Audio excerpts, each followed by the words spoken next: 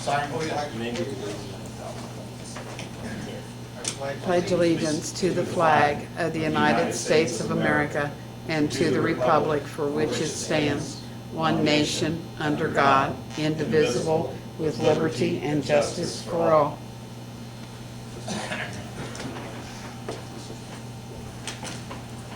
Today is Tuesday, January the 19th, 2016, 6 p.m. This is a regular meeting of the Greensburg Water Board. I'll have a roll call on it. Chuck? Here. Tony? Here. Frank? Here. Iris? Here. Robin? Here. Minutes for December 15th meeting was distributed in your packet. Is there any objections or corrections to the minutes distributed? Okay, we accept.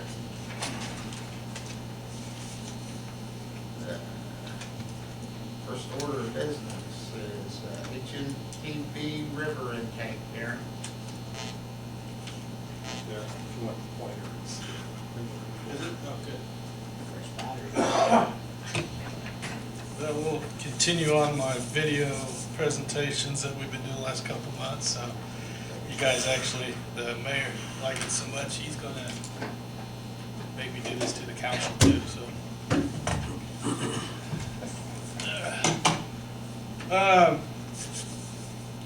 Get you orientated again with the project. You got the intake structure up here, up the screens off the river. For some reason I didn't come out too good, but the river's there. This is the low lift station, big circles, clarifier, and this is the high service pump station. Those are the main projects going on with this project. And we also done expand the sludge storage facility there. During the last month with the holidays and then the cold weather set in, not a lot has gotten done. I think you'll see in the pay request that it's, and I think I said this last month, they had a lot of equipment come in, so there are a lot of stored materials for equipment costs, and that's what drove up the price this month for the pay estimate. One event that did happen over between Christmas and New Year's, we got all that rain. It did flood the area pretty good. No damage was done. You can see here, that intake screen is somewhere in that general area there. This is a low lift station here. They had placed, you can see the formwork here, they had poured that section of concrete before they left for Christmas break, so all it did was fill up the hole, so there was no damage to it. They just had to pump out the river water, so. But that's shows that it does flood. In general, the flood elevation is somewhere right up in here. So this structure just is outside of the 100-year flood. So I think once this area gets backfilled, once we bring this all up, it probably wouldn't have seen any impact. But because we had the hole opened up and there was really no place for that water to go once it got in there. So, but that's probably the most exciting picture I got this month. So. Start off with that. This is a shot inside the existing caisson pump station. This is one new piece of equipment in there is an air compressor. The new screens are designed with a compressed air cleaning mechanism so that it will cycle on like every, I think it's every hour, every 20 minutes it can be set, so that it will send a burst of air to the screens so that any leaves or something that as you're pulling the water into the screens is like a big tube with a bunch of holes in it that allows the water to come in and then pipes it out. So once in a while when you have a lot of leaves or debris in the water, that's going to get stuck onto the screen. Well, this air blast, what they call it, will send a blast of air inside the screen and push that all out. So. But it does two things. It clears up your screen and then it doesn't take in that debris so you don't have to deal with it at your pump. So it's a good way of self-cleaning. Your current intake doesn't have anything like that. He has to backwash and it probably doesn't work as well. Again, here back to the low lift pump station. This is taken back December 19th. This is prior to Christmas, and this is that, remember we were talking about a thimble they were waiting to pour the concrete last month. That silver structure, or piece there is that thimble. And then you can see there, they are, you got the concrete truck here, the pumper truck, the concrete's off out of the view of the picture. But you can get a good idea of the depth of this pump station. This is the first pour they're doing right now. And you can see the total excavation. That's photo before, we can go back. You can see there how it filled up that entire excavation. So it must not have done too bad, because I was looking to see how much it came in. Like all this, I'll call it construction activity, debris, it really didn't move. So it really stayed the same. So I don't think it flooded I don't think the water got up. I think when this photo was taken, the water was receding, but I don't think it got up a whole lot higher than that. And there is, after the flood, and they removed the forms and they pumped the water out, and really all you can see is a little discoloration on the concrete. So, and there's another, this is a shot. The river's back along here, you can see there, you can see it in that area there. This is the pipeline that connects the screens in the river to this pump station. And that's what they're excavating for now. And there's another shot of there tying in that line. And then this is, they're compacting, they're backfilling with the crushed stone and bringing that fill up. And they want to bring the backfill up around the structure before they poured the other section of wall, just to make it a little safer for the workers, so they didn't have to be so far up in the air. So, well, about the only neat thing about this is, tell the technology, this compactor is remote control. So there's a guy up there with a joystick, and he's controlling that. The old guys are complaining that the new guys don't have to work too hard anymore. Onto the clarifier. I thought the only thing that happened last month on the clarifier, they started putting the handrail up, and I think they've got that up since they completed that. Again, this is more working toward finishing stuff. They also, I think, set this valve vault here. There'll be a valve for the drain, or one of this drain line that comes out of there. And the other thing that happened on the high service pump station, our low service pump station, they started setting the trusses. We got a couple pictures of that. Pretty standard construction, not too much different than the house construction. And then they're putting in sheeting, and that's pretty much that. There's the inside. You can see these box outs here. Those are for the skylights are above them, and that's where the pumps will set directly below them, and that's how, when you have to do maintenance to the pumps, you'll be able to pull them up through the skylights and up to the roof. So that's what those block outs are for. Here they're putting in the new ceiling panels. Contractor brought this new product to us that I think I'm going to start using more often. It's all PVC constructed. It's corrugated to a pretty good stiffness for ceiling panels, and there's no maintenance. It won't rot or do anything like that. And my inspector says that you really can't even see the seams that interlock, so we're pretty happy with how that turned out. That's something the contractor brought to our attention. So, and there you can see most of the ceiling done. You can see the box out for the various skylights.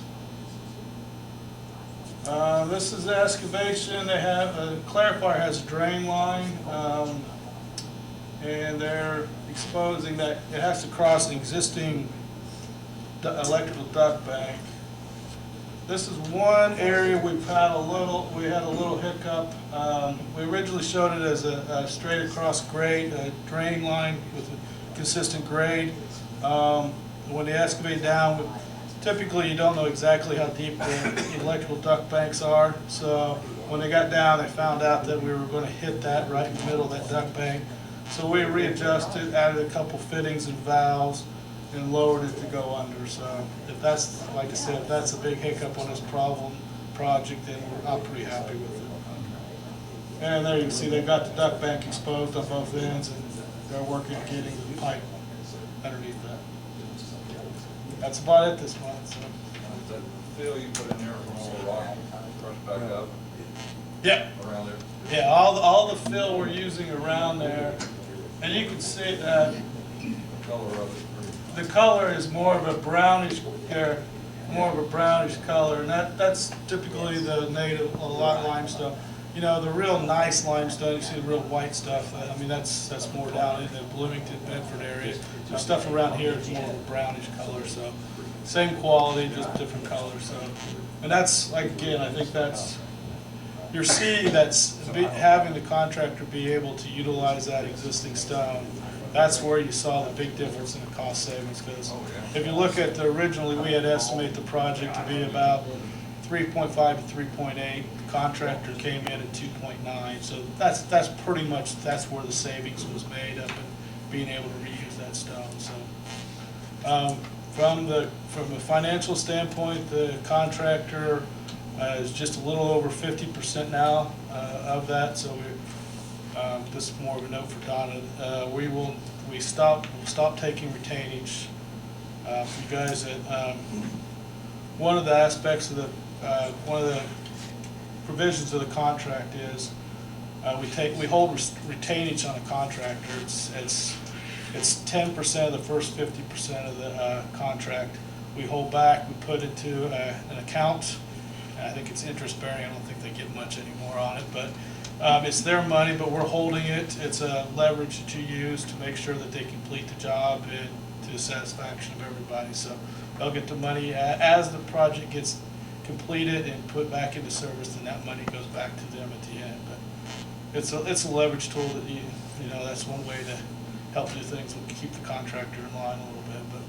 But again, we're having no problems with this contractor. I think he's pretty happy. The guys that were at we had a construction meeting a week ago.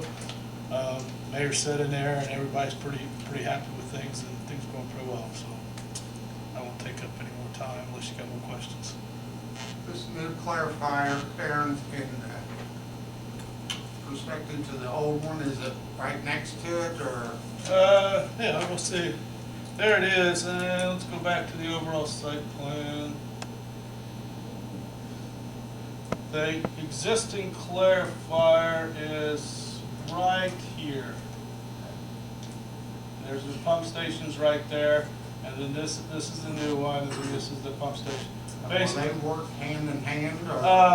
They'll work side by side. They're not connected anyway, so you could completely shut the one off, and you can run off one. You can run. The only connection between the two, the existing and the new facilities, is this connection to the new raw water, line. They're tied in here, and the other one's tied in up right in here too. So they're basically the same systems. They're just parallel systems. So if for some reason you can run both of them at the same time, or if you want to shut one of them down, you could only need to run depending on what demand you have. So basically, your existing is a little over 3. This one's 3.5. So you'll be able to, if you want to run everything at full bore, you'll do like 7.2 MGD. So, and then I think the only you could expand, and you can see here it's not really showing up very well, but there's a possibility for another clarifier here. This pump station we're building now is designed for an additional pump, so that you could double this to 7.2, which would give you the overall capacity of the entire site at 10.6, if I did my math right, or 10.8, I think. So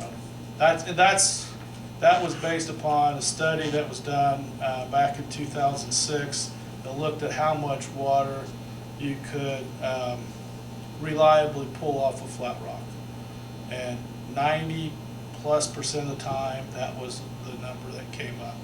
Now, there is a 10% time that you'd be during drought conditions. You know, that's why you've got the upland reservoir that, you know, if you want it to be have a full capacity, you probably will need, sometime in the future, need additional reservoir capacity to maintain that 10.8. That guy should prepare my speech for the city council.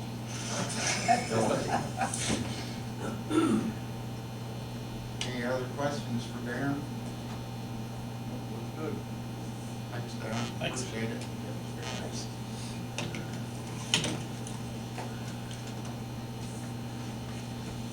Rick, you representing Triple R. Before we do that, I got a question for Chris. It was brought to my attention that I forgot to put something on the agenda, and it's the Veterans Way water line project. However, our question is, it's a deduct, it's not an expenditure. So with that not being advertised, or could we go ahead and proceed with that since it's a deduct? I think so, yes. Okay, on that, I'm gonna turn it over, if it's okay with Chuck, I'll turn it over to Ron, and we'll explain the situation. Good evening. As you know, as a part of the Veterans Way road project, there was some improvements made to the city's water distribution system. That work is completed at this time, and I have with me this evening a final change order number 1, that adds some additional work to the project that was not in the original contract, and it reduces some of the items that were a part of the unit price portion of the contract. And you may not be as familiar with unit price contracting. It's very common in the highway industry, and that is where you establish a price for the various components of work that go into the project. And then if you need a little more of this or a little less of that, that's adjusted by the number of units incorporated into the work, and you end up with the final price accordingly. The additional items of work that were not included in the original contract basically came about in 2 areas of the work, and they came about through what I will classify as unknown conditions in the ground. One of those occurred near the intersection of Smith Road and the new Veterans Way, or County Road 150 as it used to be, and that involved the water line that services North Decatur High School. It required some extra work that was not anticipated. And the other similar situation occurred at the intersection of Carver Street and County Road 150 North, where some of the water lines weren't exactly where they were thought to be, and they weren't the size that they were thought to be. The result of those 2 situations, and maybe 1 or 2 other very small things, but the major part were those 2 locations, added $35,771 to the contract. At the conclusion of the work, partially from the decision to connect the water line to the Lake Point Apartments, and therefore not constructing as much new water line, and several other small items, and I'll give you all of the detail here in just a second. But all of that stuff resulted in a net savings of $89,085.10. So the net on the whole contract reduces, from the original contract price, reduces the contract by roughly $33,213.90, if I can do math in my head anymore. So there was the net savings from where we started out of around $53,000. This final change order is designed to bring in to agreement the contract amount and what was actually paid out on the project. And I believe, Donna, we paid everything. I still showed $35,771 left. Okay, that's There's the, not a bill at this time. that's the extra work, and that were the items were. That's all, yeah. And then that will bring, with this change order, that will bring what we actually pay our contractor into agreement with the revised contract amount. Questions?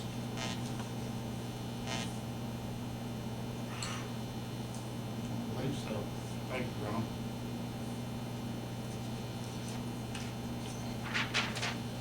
I guess we need a motion on that thing. Make a motion for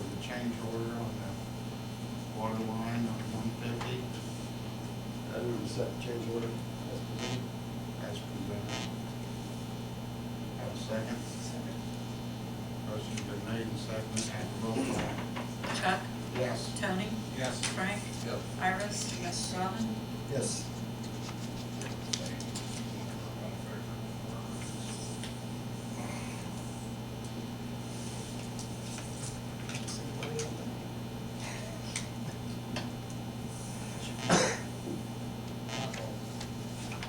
Say vote. Say vote.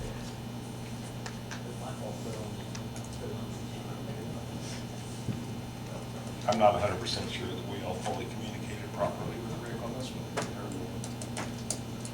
Not anxious to throw him under the bus yet.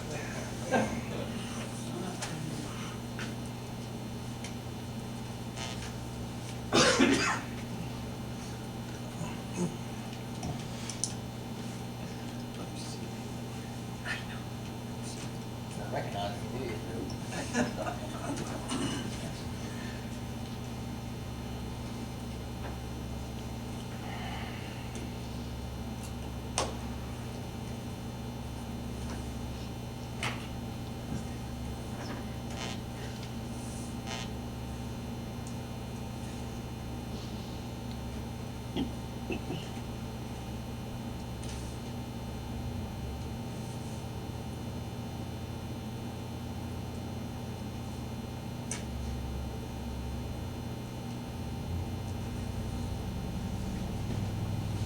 Two copies. Okay, Rick. Triple R. What this is, if you remember, last year we gave Triple R permission to get the hay, cut the hay off around the reservoir. They still have some bales up there right now. I had a couple other people approach me about doing that also. They did a great job, and I'm happy, if you guys are happy, to let them continue. However, I've made 2 phone calls from last week and even again today for to get a return call to see if they're still interested in doing this, to kind of be ready for when the grass starts growing. So, and I've not got a return call, so I don't know if the board wishes that I wait another month to see. Of course, it's not going to be growing in March, but we're getting closer. I didn't know if the board wanted me to wait and see, or, like I say, I made 2 phone calls to see if they were still interested in doing it, and I haven't gotten a return call. Yeah, that When was you go to, interesting. I do have 2 other people interested. Myself, I'm not too big on, letting somebody do it that's gonna sell it and make money on it, by no means. However, I do think, one of them is probably for theirself, to take care of their animals, which is fine, not to do it to make money or sell it or whatever, but I really like this idea because it's for the rescue horses, and I don't know if the hay wasn't good, they didn't like it, or, I don't know. I don't know what the answer is. Where are they located On Southwest 60, just about a half mile on the left-hand side there, I believe. Want to give them till next meeting to respond, and if not, we'll do something else. It's early. I will do that. I will call again, leave another message. Next month, I should have the operations report put together for you to look over if you got any questions on it. And also, I will be working on the CCR, putting it together. I believe last year was the first year we actually, I put it together, sent it to somebody that Donna had contact with, and they printed it and mailed it and everything, which was awesome. We didn't have to fold and tape 4,500 CCRs, which worked out good.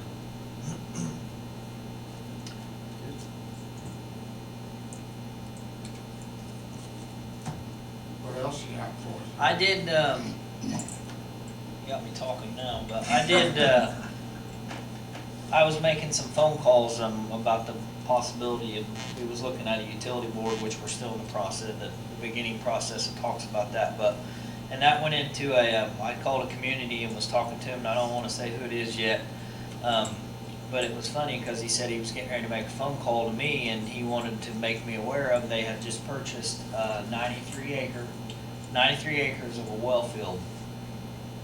This well field, it's a sand and gravel, 93 acres. They did put a test well in it and pumped it at 2,100 gallon a minute.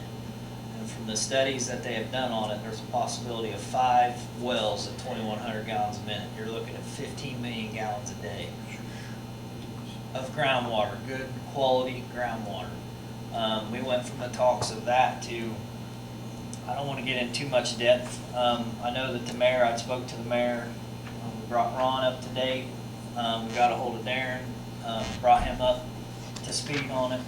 The mayor and I is going to make a field trip the next week or so to this well field.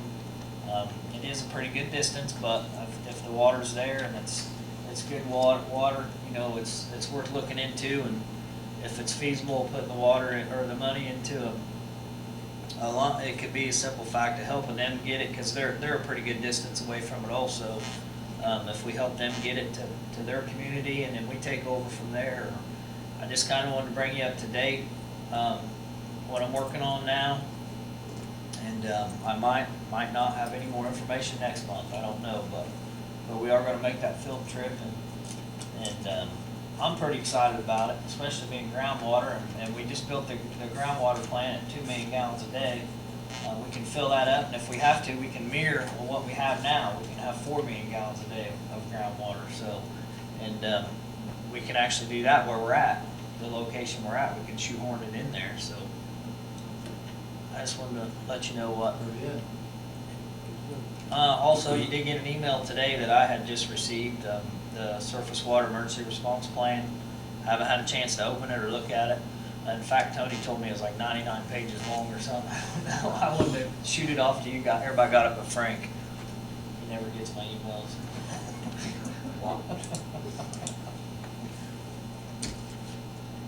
So other than that, you guys got anything for me?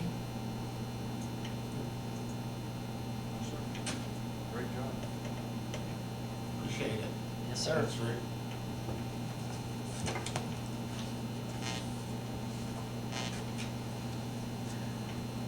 Okay, does anybody else have anything to bring before the board tonight?